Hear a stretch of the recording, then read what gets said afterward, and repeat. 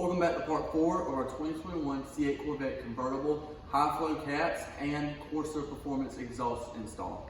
If you have any questions, make sure to drop a comment, and if you like the content you see, make sure to hit the subscribe button. Weight on my shoulders, but that ain't a feather. I'm praying nowadays to get better. I do not need you. If you wanna leave, you can go. I ain't writing no letter. I stay to myself, cause they start getting. If you're new here, you will see that we have already removed our airbox and the Corvette stock exhaust. First step to removing the catalytic converters is to remove two 13mm hanger bolts.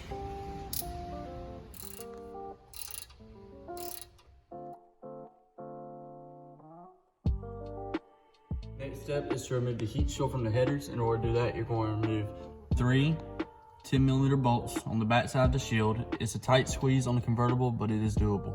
One problem is on the passenger side, it's a lot tighter than the driver's side.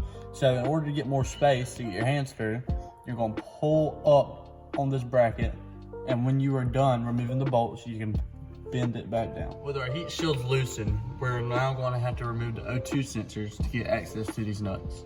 We'll be using a O2 sensor 7/8 socket with a wide gap. We're going to have to remove the O2 sensor plug by pushing on the red tab, pushing down until it'll click, and then pop out.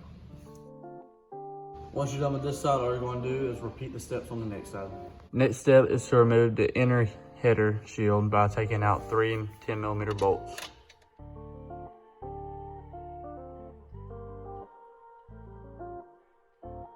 Before you can take the nuts completely off, somebody needs to get behind the cat and hold it so it doesn't fall.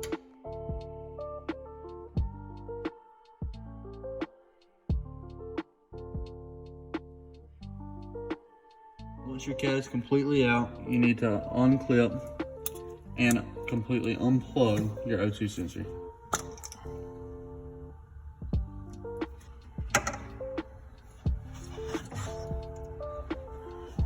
In order to get to the bottom nut on the passenger side cat, you're going to need a long extension and a swivel.